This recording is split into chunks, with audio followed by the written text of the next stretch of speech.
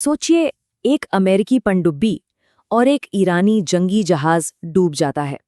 और बस इसी एक घटना से एक बहुत ही पेचीदा सवाल खड़ा हो जाता है, कानूनी भी और सैन्य भी। तो चलिए आज इसी गुत्थी को सुलझाने की कोशिश करते हैं।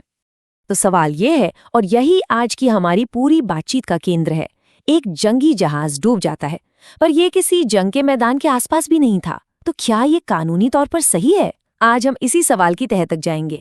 तो सबसे पहले ये समझते हैं कि असल में हुआ क्या था। बात हो रही है हिंद महासागर में हुए एक हमले की, जिसमें ईरानी युद्धपोत IRIS डेना डूब गया था। ये टाइमलाइन बहुत जरूरी है क्योंकि सारी कहानी की जड़ यहीं पर है। फरवरी 2026 में IRS डेना भारत में एक इंटरनेशनल नेवल एक्सरसाइज का हिस्सा था, मतलब एक पूरी तरह से शांतिपूर्ण इवेंट।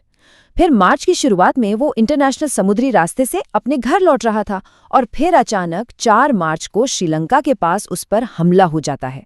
यही कॉन्टेक्स्ट इस पूरी घटना को इतना विस्फोटक बना देता है। और इस हमले का नतीजा सिर्फ एक डूबा हुआ जहाज नहीं था, 80 जानें चली गईं। ये सिर्फ एक नंबर नहीं है ना? ये हमें याद दिलाता है कि इन बड़ी बड़ी रणनीतिक चालों और कानूनी बहसों के पीछे हमेशा एक इंसानी कीमत होती है। अब जरा लोकेशन के बारे में सोचिए। ये हमला बस कहीं भी नहीं हुआ था। इसने अमेरिका ईरान के तनाव को खाड़ी क्षेत्र से उठाकर सीधा भारत के पड़ोस में यानी हिंद महासागर में ला खड़ा किया, जो दुनिया के सबसे जरूरी ट्रेड रूट्स में से एक है। ये एक बहुत बड़ा जियोपॉलिटिकल मूव था। तो अब आते हैं सबसे बड़े सवाल पर, क्या ये हमला कानूनी था? और इसका जवाब खोजने के लिए हमें समंदर के कानूनों को समझना होगा, जहां शांति और जंग के नियम बिल्कुल अलग-अलग हैं। तो यहाँ आकर मामला ना वाकई में पेचीदा हो जाता है। हमारे सामने समझिए 2 अलग-अलग कानून की किताबें हैं। एक है UN क्लोज, जो शांति काल में लागू होता है, लेकिन मजे की बात यह है कि अमेरिका इसका सदस्य ही नहीं है। और दूसरी तरफ है नौसेना युद्ध का कानून, जो जंग के दौरान काम आता है। तो अब सवाल ये उठता है कि IRIS डेना की घटना पर कौन सी किताब लागू होगी? देखिए, इंटरनेशनल लॉ में ऐसा नहीं है कि कोई भी देश बस यूं ही किसी पर हमला कर दे, लेकिन इसी कानून में एक रास्ता भी छोड़ा गया है, और वो रास्ता है आत्मरक्षा का। UN चार्टर का आर्टिकल 51 ये कहता है कि अगर किसी देश पर कोई सशस्त्र हमला होता है तो वो अपनी रक्षा में बल का इस्तेमाल कर सकता है। तो चलिए पहले उन तर्कों को समझते हैं जो इस हमले को कानूनी तौर पर सही ठहराने की कोशिश करते हैं।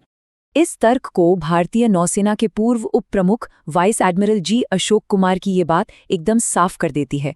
उनका मानना है कि जब 2 देश एक दूसरे से लड़ रहे हों तो समंदर में कोई सेफ जोन नहीं होता।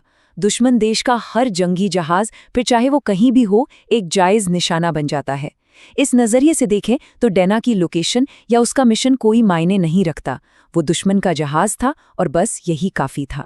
ठीक है, अब सिक्के का दूसरा पहलू भी देखते हैं, वो नजरिया जो इस हमले को एक गैर कानूनी और खतरनाक कदम मानता है। लेकिन रियर एडमिरल सुधीर पिल्लई का तर्क ठीक इसके उलट है। वो कहते हैं कि खुले समंदर में ऐसा हमला करना अपने आप में ही गैर कानूनी है। हाँ, अगर हमला करने वाला देश ये साबित कर दे कि ये आत्मरक्षा के लिए या फिर किसी चल रही लड़ाई का हिस्सा था, तब बात अलग है। मतलब जिम्मेदारी हमलावर की है कि वो साबित करे कि हमला क्यों जरूरी था। एक और सीनियर नेवी ऑफिसर ने इसे एक बड़ी तनाव वृद्धि कहा। क्यों? क्योंकि ये जहाज लड़ाई के लिए तैयार नहीं था। वो एक शांतिपूर्ण रास्ते पर था और उसे हमले का कोई अंदाजा तक नहीं था। इस तरह का हमला करना मतलब खेल के नियमों को अचानक से बदल देना, जो लड़ाई को एक नए और अप्रत्याशित लेवल पर ले जाता है। तो ये एक घटना इतनी जरूरी क्यों है? क्योंकि ये सिर्फ 2 देशों के बीच का मामला नहीं है। ये पूरी दुनिया की सुरक्षा और इंटरनेशनल नियमों के भविष्य पर बहुत बड़े सवाल खड़े करती है। तो कुल मिलाकर बात क्या है? देखिए, ये घटना एक बहुत खतरनाक मिसाल बन सकती है। ये युद्ध के मैदान की सरहदों को ही धुंधला कर देती है। मतलब पूरा का पूरा समंदर एक वॉर जोन बन सकता है। ये हिंद महासागर जैसे अहम व्यापारिक रास्ते की सुरक्षा को खतरे में डालती है। और सबसे बड़ा सवाल ये खड़ा करती है कि क्या कोई भी जहाज जो सीधे लड़ाई में शामिल नहीं है, उसे कहीं भी कभी भी निशाना बनाया जा सकता है? तो आखिर में हम आपको इसी एक सवाल के साथ छोड़कर जा रहे हैं। आज के मॉडर्न वॉरफेयर में, जहां टेक्नोलॉजी की कोई सीमा नहीं है, जंग का मैदान असल में खत्म कहाँ होता है? और अगर ये सीमाएं मिट रही हैं, तो क्या भविष्य में कोई भी जगह, कोई भी जहाज वाकई जंग से सुरक्षित रह पाएगा?